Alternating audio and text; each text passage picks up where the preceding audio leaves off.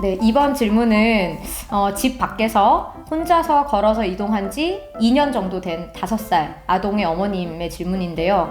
무릎을 구부리고 걷는 아이인데 계속 이렇게 다니면 다리 뒷근육이 좀 계속 짧아지려나요? 이렇게 여쭤보셨는데요.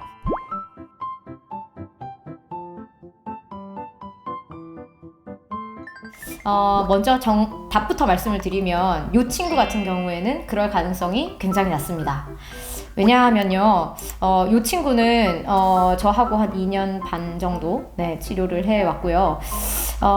우리가 이렇게 무릎을 구부리고 걷는 형태를 우리의 용어로는 크라우칭 게이트라고 하는데, 이런 보행 패턴은 근력이 약하거나 경직이 있다거나 뼈에 변형이 있다거나 혹은 운동 조절에 어떤 문제가 있는 경우에 이러한 다양한 원인들이 상호작용을 해서 복합적으로 나타나기 때문인데요.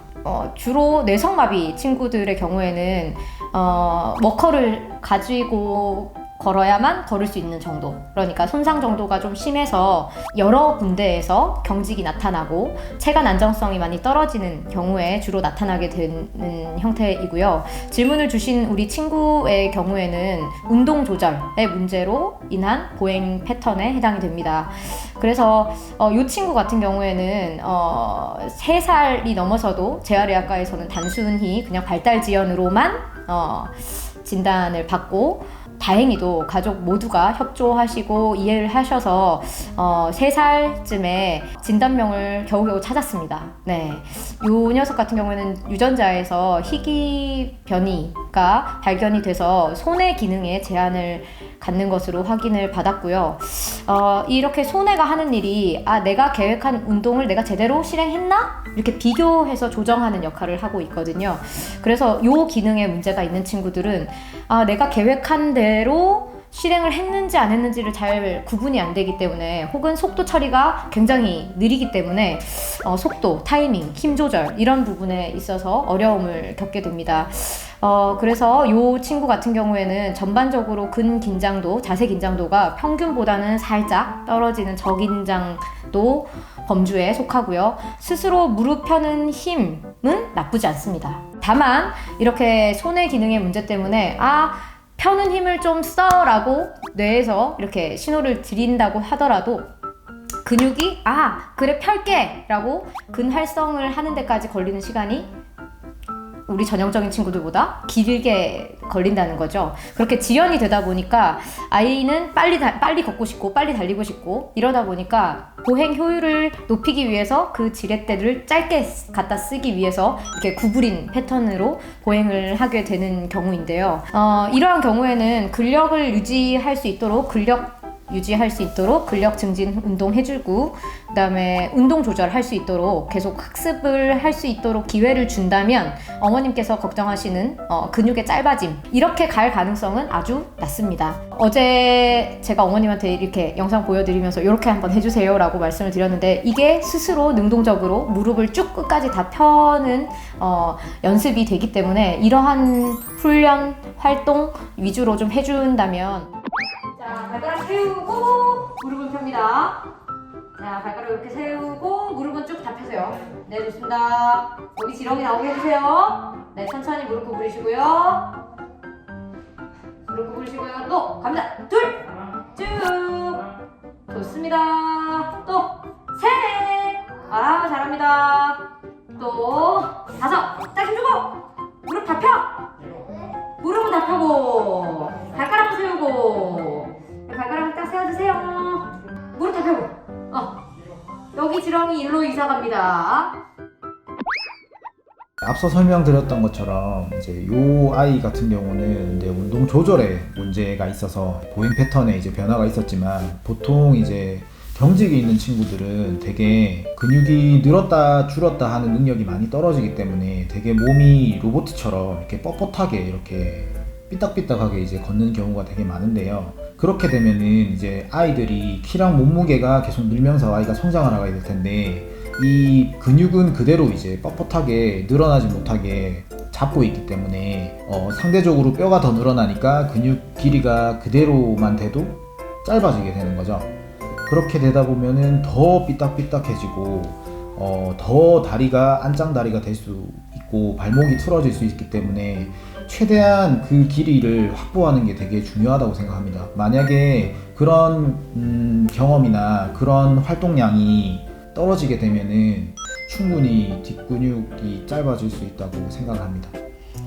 네. 아주 중요한 부분이라고 생각을 하는데요. 이렇게 운동 조절에 문제가 있는 친구들의 경우와는 다르게 어떤 뇌 손상 부위가 달라서 경직이 있는 친구들 같은 경우에는 그 근육이 길어졌다가 줄어들었다가 하면 이 신경계에서 자꾸 그걸 잡아 당겨요. 그래서 근육이 더 늘어날 수 없도록 이렇게 저항감을 만들어내거든요. 그래서 저희가 느끼기에는 그게 뻣뻣하다고 느껴지는데 그 대부분의 어머님들은 또 이게 뻣뻣하니까 움직이면 더 안 좋은 게 아닌가 하고 그 움직임을 통제하는 경우들이 많이 있어요. 이 뻣뻣하니까. 반대로 생각을 하면 이렇게 이 저항감은 스스로 조절해내는 수밖에 없고 자기가 조절을 하고 싶어도 잘 안 되는 형태이거든요. 근데 이 근육이 안 그래도 저항감을 가지고 있는데 스스로 늘리지 못한다고 해서 움직임의 기회를 주지 않으면 그대로 그 근육 안에는 탄성을 가지는 근섬유 대신에 저희가 콜라겐이라고 하는 여러 가지 이제 수축을 할 수 없는 물질들이 막 쌓이면서 점점 더 타이트해집니다. 그게 이제 저희가 느끼는 그런 뻣뻣함이 되는 건데요. 김동 원장님께서 짚어주신 대로 그 뻣뻣함을 가지고 뼈는 이제 자꾸자꾸 길어지게 되면 근육이 뼈에 붙어 있기 때문에 뼈가 자라는 만큼 근육도 쭉 늘어나 줘야 되는데 그게 이제 어려운 거죠. 그러면 여러 가지 다양한 뼈 변형까지도 이르게 됩니다. 주로 알고 계시는 고관절이 빠진다든지 척추에 측만이 온다든지 발에 변형이 온다든지 이런 부분들이 다 이렇게 그 근육의 길이를 정확하게 확보하지 못하고 자랄 때 나타나는 일이거든요. 그래서 능동적으로 스트레칭, 능동적이라고 하는 것은 아이가 그 근육을 스스로 늘리는 이 활동을 꼭 해줘야 된다는 얘기고요. 그리고 그 근육이 길이가 확보된 채로 자세를 오랫동안 유지하는 거. 그래서 자세 관리가 굉장히 중요하게 됩니다.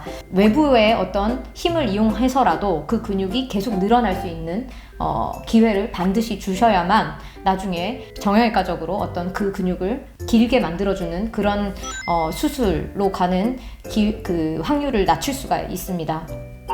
요즘은 로봇공학의 눈부신 발전으로 로보트가 이제 다양한 형태를 많이 띠고 있는데요. 몇 년 전만 해도 계단을 올라가지를 못했어요.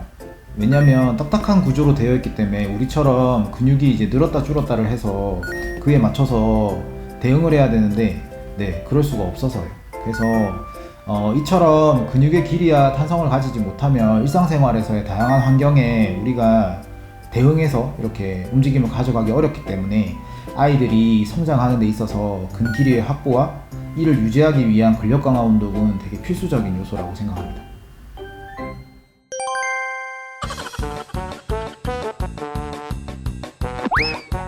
왜냐면 이제 로봇은 인간의 또 애드립 치나 한 다리로 올렸을 때 길이가 바뀌어서 아니 괜찮은데? 괜찮아요? 네. 그와 뻣뻣하지 않는